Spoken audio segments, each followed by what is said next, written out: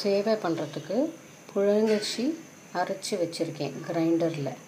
இதை நல்ல நீர்க்காவே அரைச்சி வச்சுட்டு தேவையான உப்பு இதில் போடணும்.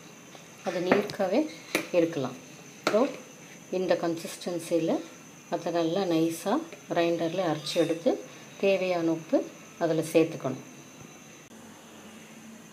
சேவைக்கு வாணலியில் அடியில் 2-3 முட்டை தேங்காய் எண்ணெய் விடலாம். அது கொஞ்சம் நல்லா மணமாக இருக்கும். அந்த மாவை இலுப்புச்சட்டியில் கொட்டி அதை கிண்டணும். கிட்டத்தட்ட ஒரு 10 நிமிஷம் அதை நல்லா கிளறி கொடுக்கணும். அது குழக்கட்டை பதத்தில் உருட்டை வர மாதிரி அந்த ஸ்டேஜில் அதை நிறுத்திக்கணும்.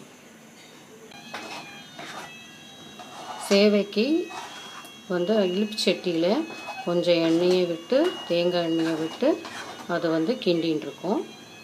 ஒரு 10 நிமிஷமாக கிண்டின்னு இருக்கோம். இது கொஞ்சம் கெட்டி ஆனதுக்கப்புறம் அடுப்பை ஆஃப் பண்ணிடணும். அது சாதாரணம் அந்த குழக்கட்டை பிடிப்போம் இல்லையா, அந்த மாதிரி கையில் பிடிக்கிற மாதிரி உருட்டுற மாதிரி வரணும்.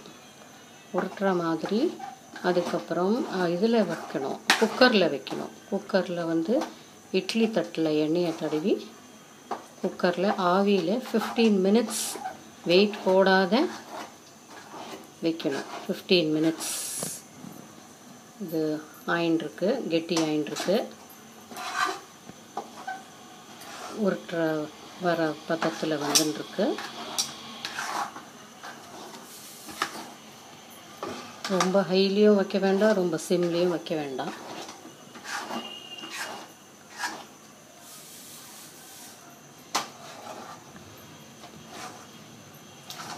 சுருண்டு வந்துருக்கு.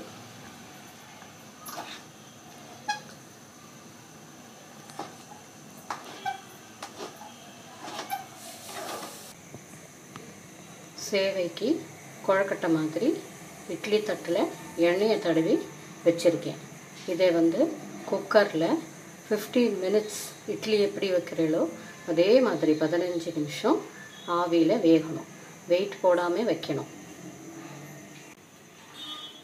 சேவைக்கு 15 நிமிஷம் ஆயிடுத்து. அடுப்பை ஆஃப் பண்ணக்கூடாது, அது சிம்லேயே இருக்கணும். அந்த ஆவியில் அந்த சூட்லேயே சேவை நாழியில் புழியணும். அப்போ தான் ஈஸியாக புழிய முடியும்.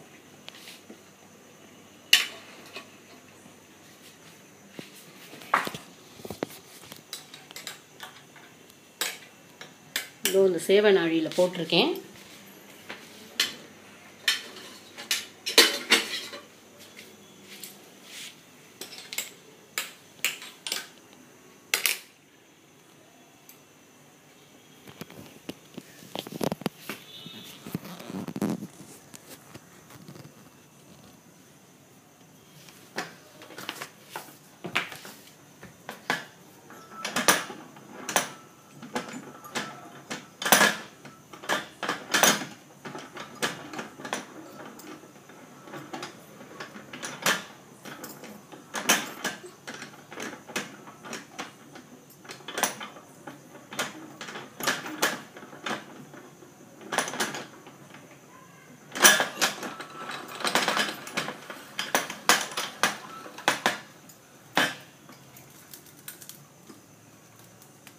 இந்த மாதிரி அது கீழே விழும்.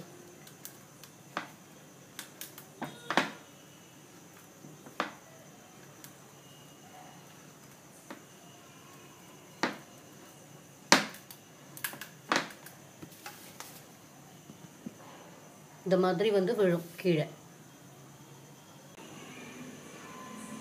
சேவை நாடியில் புழிஞ்ச சேவை இது. இது உங்களுக்கு ஏற்கனவே சொல்லியிருக்கேன். குக்கரில் 15 நிமிஷம் ஆவியில் வேக வைக்கணும். அதுக்கப்புறம் அடுப்பை ஆஃப் பண்ணாமலே அத்தனை தட்டில் இருக்கிற உருண்டையாக பிடிச்சிருக்கிற மாவை குழக்கட்டை மாதிரி பிடிச்சிருக்கோம் இல்லையா, அந்த மாவை ஒவ்வொன்றா எடுத்து, இல்லை 2 சேவை நாழிக்குள்ளே எவ்வளோ கொள்றதோ 3 கொள்ளும் இல்லாட்டா 2 கொள்ளும், அதை புழியரிச்சா உங்களுக்கு இந்த மாதிரி வரும். சேவை இஸ் ரெடி. இது நம்ம சாதாரணமாக நம்ம மோர் குழம்பு தொட்டுண்டு சாப்பிடலாம், இல்லாட்டா எலுமிச்சம்பழ சேவையும் அது மாதிரி பண்ணலாம்.